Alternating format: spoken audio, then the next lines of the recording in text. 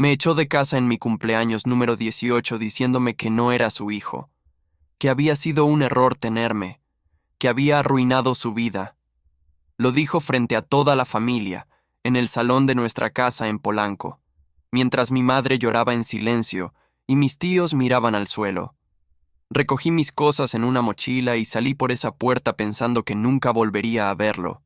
Pero lo que él no sabía, lo que ninguno de ellos sabía, es que ese coche en el garaje, ese Mercedes que tanto presumía, guardaba un secreto que destruiría todo en lo que él había construido su vida. Y yo estaba a punto de descubrirlo. Mi nombre es Alejandro.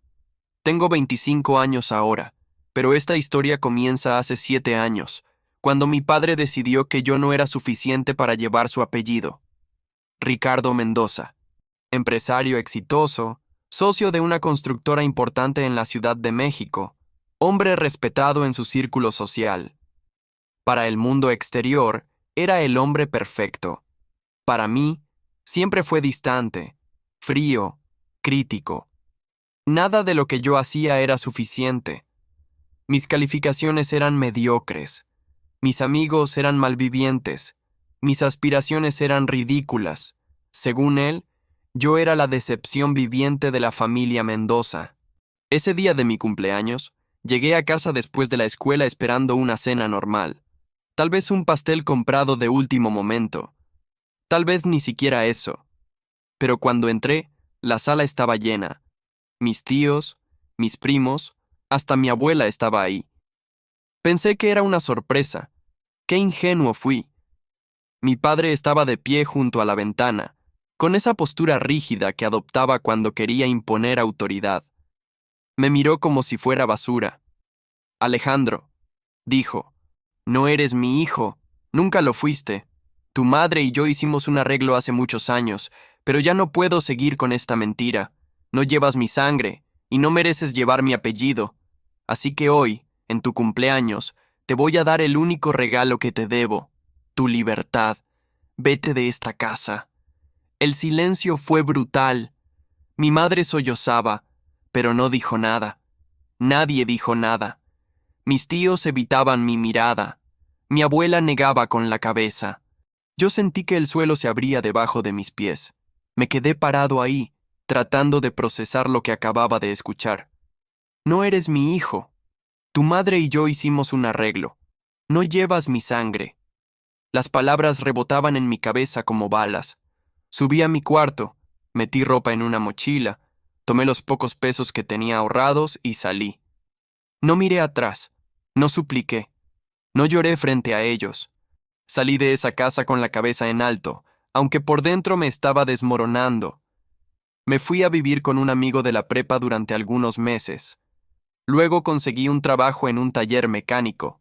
Nada glamoroso, nada que mi padre considerara digno, pero era honesto y era mío. Durante esos 7 años no volví a hablar con él. Mi madre me llamaba a veces, llorando, pidiéndome que regresara, pero yo no iba a volver humillado. No iba a rogar por un lugar en una familia que me había desechado como basura. Construí mi vida desde cero. Aprendí mecánica, después electrónica automotriz. Me especialicé en sistemas eléctricos de vehículos de lujo. Mercedes, BMW, Audi. Me volví bueno, muy bueno. Y en ese proceso, aprendí algo que cambiaría todo. Si alguna vez te han echado de tu propia casa, si alguna vez alguien te dijo que no eras suficiente, suscríbete a este canal. Aquí compartimos historias de hombres que no se rindieron cuando el mundo les cerró la puerta. Porque a veces, la traición más grande te prepara para el golpe más devastador. Hace 3 meses, recibí una llamada de mi prima Sofía. Alejandro, necesito que me hagas un favor, me dijo. Es sobre tu papá. No lo llames así, le respondí. Dejó de ser mi papá hace mucho tiempo. Ella suspiró. Como quieras, es sobre Ricardo. Su coche no enciende y necesita que alguien lo revise. Todos los talleres están llenos y él tiene una junta importante mañana. Sé que esto es incómodo, pero eres el mejor en esto. Por favor, le dije que no. Le dije que encontrara a alguien más. Pero Sofía insistió. Me ofreció pagarme el triple de lo que normalmente cobraba. Y algo en mí, tal vez la curiosidad, tal vez el ego de demostrarle que había llegado lejos sin él, me hizo aceptar. Llegué a la casa al día siguiente por la mañana, la misma casa de Polanco donde me había echado 7 años atrás, el mismo portón negro, el mismo jardín perfectamente cuidado. Toqué el timbre y mi madre abrió. Se quedó paralizada. Sus ojos se llenaron de lágrimas instantáneamente. Alejandro, susurró. Hijo, no vine por eso, le dije. Vine a revisar el coche, nada más. Ella asintió, limpiándose las lágrimas. Caminé hacia el garaje sin mirar atrás. Ahí estaba, el Mercedes-Benz clase S negro. El mismo coche que él manejaba cuando me echó. El mismo que presumía en cada reunión familiar. El símbolo de su éxito, de su estatus, de todo lo que yo nunca sería según él. Abrí el cofre y empecé a revisar. El problema era eléctrico, como sospechaba. Un fusible quemado en el sistema de encendido. Algo simple, 10 minutos de trabajo. Pero mientras revisaba el sistema eléctrico, noté algo extraño. Había un compartimento oculto en el panel lateral del maletero. No era algo de fábrica, era una modificación. Yo había trabajado en cientos de Mercedes y nunca había visto algo así. Mi instinto profesional me dijo que lo dejara, que hiciera mi trabajo y me fuera, pero la curiosidad pudo más. Abrí el compartimento. Adentro había una caja de metal. La saqué, pesaba poco. La abrí. Documentos, muchos documentos, actas de nacimiento, contratos, fotografías viejas. Empecé a revisarlos sin pensar realmente en lo que estaba haciendo, y entonces vi mi acta de nacimiento, mi acta real, la que nunca había visto, y lo que leí ahí me dejó helado. Padre, Ricardo Mendoza Salazar. Madre, Carmen Ruiz de Mendoza. Fecha de nacimiento. Confirmaba que era su hijo biológico. No había duda. Las pruebas de ADN estaban ahí también, realizadas cuando yo tenía 3 años. Compatibilidad del 99.9%. Ricardo Mendoza era mi padre biológico. Siempre lo había sido. Entonces, ¿por qué me dijo que no? ¿Por qué mintió frente a toda la familia? Seguí revisando. Había más documentos, contratos de una empresa llamada Desarrollos Industriales del Norte, contratos donde Ricardo aparecía como socio mayoritario. Pero había otro nombre, Roberto Salinas, y había un acuerdo extraño, una cláusula que decía que si Ricardo tenía un hijo varón, ese hijo heredaría automáticamente el 40% de las acciones de la empresa al cumplir 25 años. Roberto Salinas, el otro socio, quedaría con el 60%. Pero si Ricardo no tenía heredero directo reconocido al momento de su muerte, Roberto se quedaría con el 100%. Empecé a atar cabos. Mi padre me había echado 3 meses antes de cumplir 18. Me había desconocido públicamente. Y según estos documentos, si yo no existía legalmente como su hijo, Roberto Salinas se quedaría con todo cuando él muriera. La empresa valía millones, decenas de millones de pesos, y mi padre había sacrificado a su propio hijo para proteger su control sobre ella, o tal vez para proteger a Roberto. Había algo más en esos papeles, algo que no terminaba de cuadrar. Tomé fotografías de todo con mi celular. Cada documento, cada contrato, cada prueba de ADN. Cerré la caja, la volví a colocar en el compartimento oculto, terminé de arreglar el fusible y salí de ese garaje con más preguntas que respuestas. Mi madre me esperaba en la entrada con un sobre. «Es tu pago», me dijo. «Gracias por venir». «¿Dónde está él?», pregunté. «En su oficina. Tiene junta todo el día. No le digas que viniste. Por favor, no te preocupes», respondí.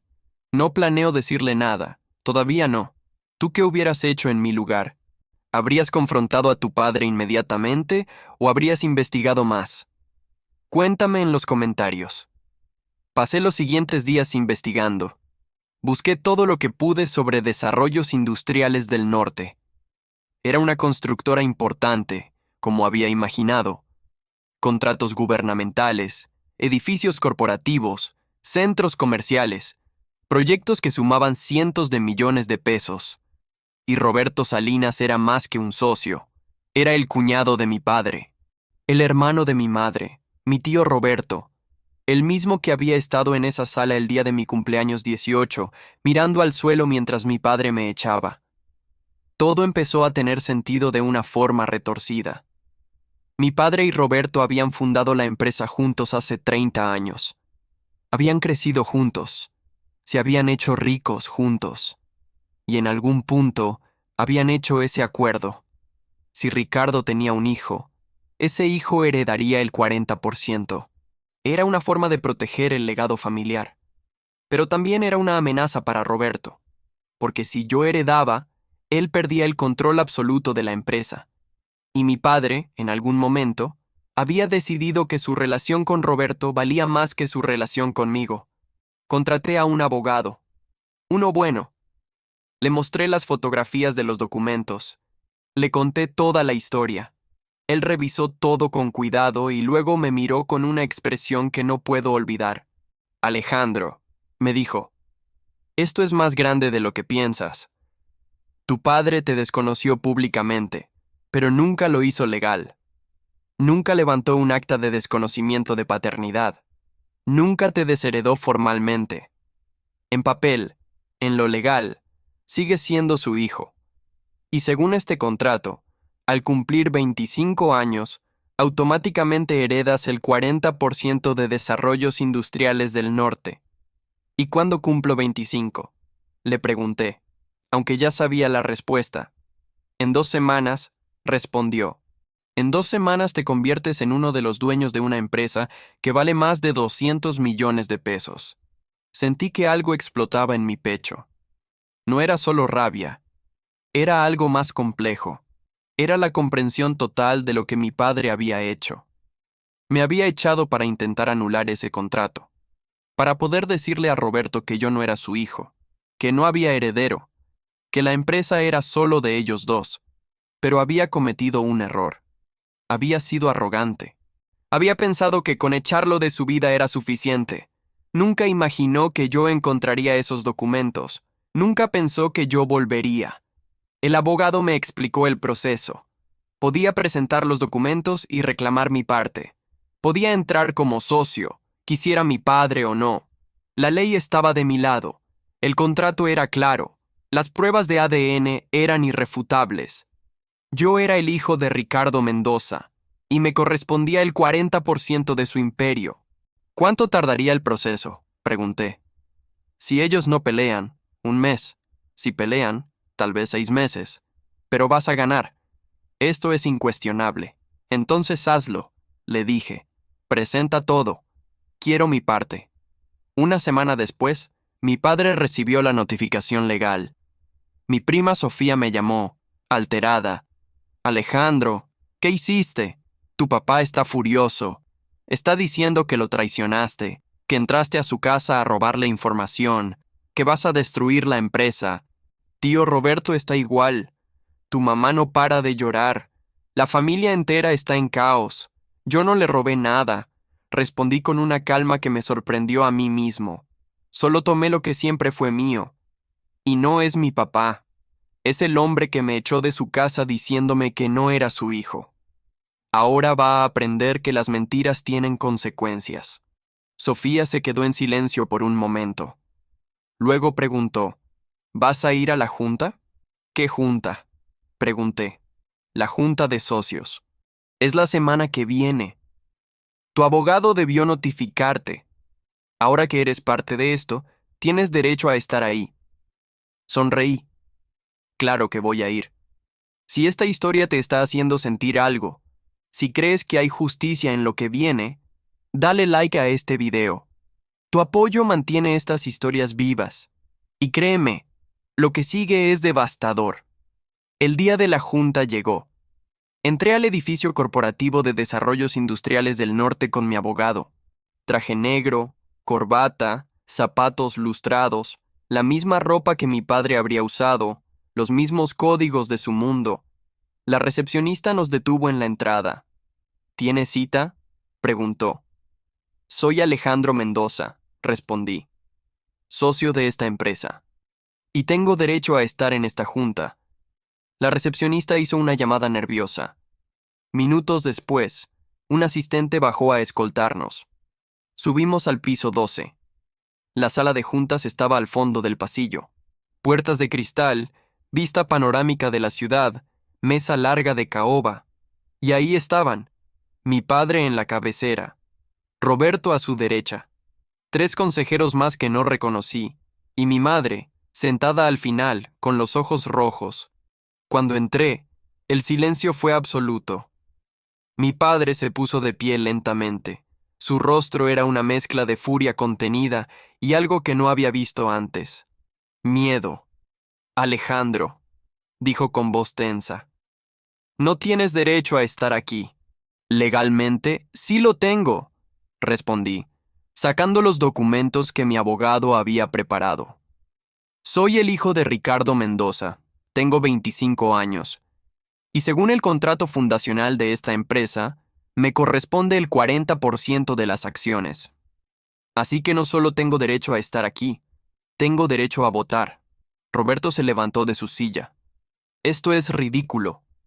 Ricardo te desconoció hace años. Toda la familia lo sabe.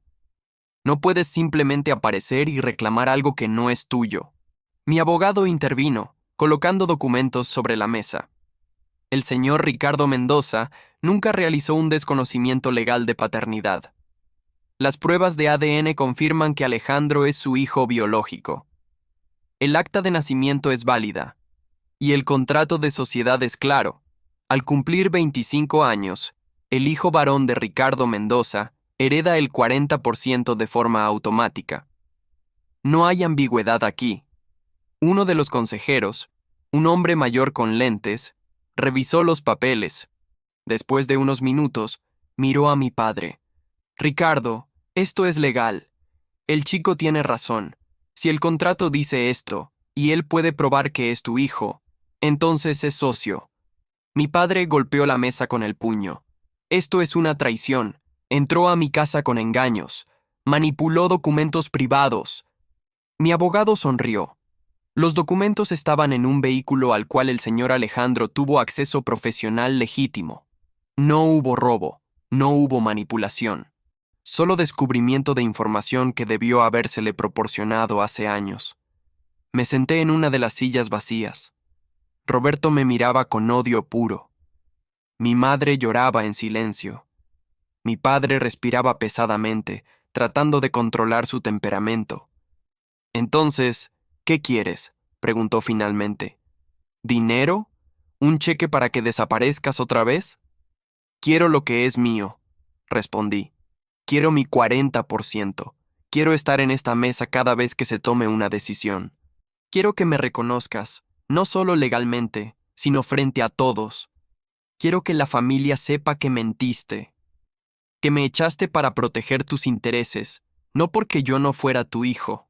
El silencio que siguió fue denso. Roberto rompió ese silencio con una risa amarga. ¿Sabes por qué tu padre hizo lo que hizo, Alejandro? ¿Sabes por qué te echó? No fue solo por el contrato. Fue porque eres un fracaso. Siempre lo fuiste. Malas calificaciones, malos amigos, cero ambición. Ricardo no quería que un mediocre como tú arruinara lo que nosotros construimos durante 30 años. Te echó porque eras una vergüenza. Sentí la rabia subir por mi garganta, pero me mantuve frío. Es curioso que digas eso, tío Roberto, porque mientras ustedes me consideraban un fracaso, yo estaba construyendo algo. Aprendí un oficio. Me especialicé. Me volví experto en algo que ustedes nunca entendieron. Trabajo honesto. Y ahora ese fracaso es dueño del 40% de tu empresa. Así que tal vez deberías replantear tu definición de éxito.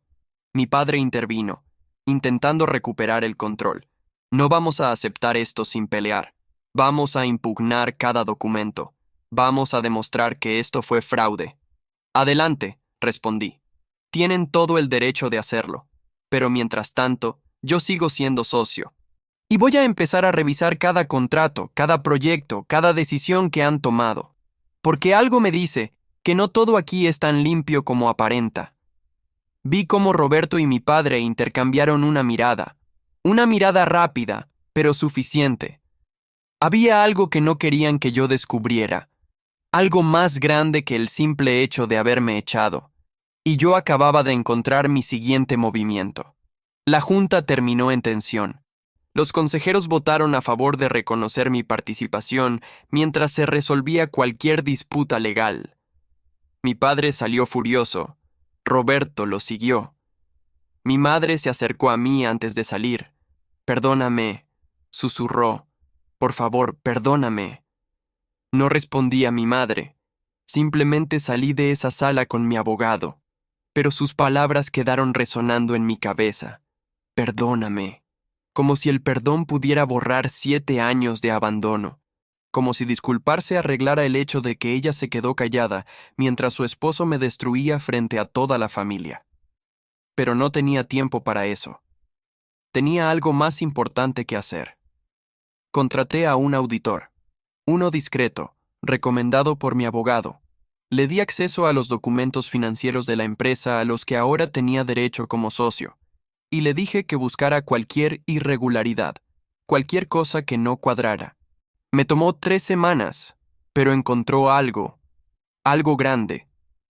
Desarrollos Industriales del Norte había ganado 5 contratos gubernamentales importantes en los últimos 10 años. Contratos millonarios para construir hospitales, escuelas, infraestructura pública, pero los costos reportados no coincidían con los costos reales. Habían inflado los presupuestos, habían facturado materiales que nunca se usaron, habían creado empresas fantasma para justificar gastos inexistentes. Era fraude gubernamental masivo. Y las firmas en esos documentos eran de mi padre y Roberto. Ambos estaban implicados. Ambos habían robado millones de pesos del erario público. Por eso no querían que yo estuviera en la empresa. No era solo por el control. Era porque tenían miedo de que descubriera la verdad, de que un extraño en la mesa de juntas empezara a hacer preguntas incómodas. Me había convertido en su peor pesadilla. Llamé a mi abogado, le mostré lo que había encontrado. Su expresión se oscureció. «Alejandro, esto es delito federal. Si presentas esto, tu padre y tu tío van a la cárcel. La empresa probablemente será intervenida. Podrías perder tu 40% en el proceso. ¿Estás dispuesto a eso?» Miré los documentos frente a mí. Pensé en ese día de mi cumpleaños. Pensé en mi padre diciendo que no era su hijo. Pensé en Roberto llamándome fracaso. Pensé en 7 años de silencio, de rechazo, de construirme solo mientras ellos disfrutaban de su riqueza robada. «Sí», respondí, «estoy dispuesto». Pero antes de presentar todo ante las autoridades, hice algo más. Convoqué a una junta extraordinaria. Cité a mi padre, a Roberto, a los consejeros, y esta vez también a varios socios minoritarios que nunca habían tenido voz en las decisiones importantes. Cuando todos estaban reunidos, puse los documentos sobre la mesa. «Quiero hablar de estos 5 contratos», dije. «Quiero que me expliquen por qué los números no cuadran. Quiero que me digan dónde está el dinero que desapareció». Mi padre palideció. Roberto intentó levantarse, pero mi abogado bloqueó la puerta. «Señores», dijo, «esta junta está siendo grabada legalmente. Cualquier cosa que digan puede ser usada en su contra. Les sugiero que hablen con honestidad». Uno de los consejeros, el hombre mayor con lentes, revisó los documentos. Su rostro cambió de confusión a horror. «Ricardo, ¿qué es esto?» «Roberto, ¿ustedes hicieron esto? ¿Robaron fondos públicos?» Mi padre explotó. «Tú no entiendes nada. Todos lo hacen. Así funciona este negocio. Así es como sobrevives en la construcción en este país. Yo construí este imperio desde cero. No voy a dejar que un niño arruine todo. Ya no soy un niño», respondí. «Soy tu hijo. El hijo que echaste porque te convenía. El hijo que desapareciste para poder seguir robando en paz. Pero cometiste un error. Me subestimaste. Pensaste que nunca volvería, que nunca descubriría la verdad, y ahora ese error te va a costar todo. Roberto intentó negociar. Podemos arreglar esto, Alejandro. Podemos darte más dinero. El 60% si quieres. Solo destruye esos documentos y olvida lo que viste. Sonreí. No quiero tu dinero sucio, tío. Quiero justicia. Al día siguiente, presenté toda la evidencia ante la Fiscalía Anticorrupción. La investigación fue rápida. Las pruebas eran irrefutables. Mi padre y Roberto fueron arrestados 3 semanas después. La empresa fue intervenida. Los socios minoritarios iniciaron una reestructuración completa. Y yo, el hijo que no era suficiente, el fracaso, el mediocre, me convertí en el testimonio clave que desmanteló un esquema de corrupción de 30 años. ¿Perdí mi 40%? Sí. La empresa valía menos de la mitad después del escándalo. Pero gané algo más valioso: la verdad. Y la satisfacción de saber que el hombre que me echó por no ser suficiente ahora pasaría años en prisión pensando en cómo su arrogancia lo destruyó. Mi madre intentó contactarme después del juicio. Le dije lo mismo que le dije ese día en la empresa. Hay cosas que el perdón no puede arreglar. Hoy tengo mi propio taller.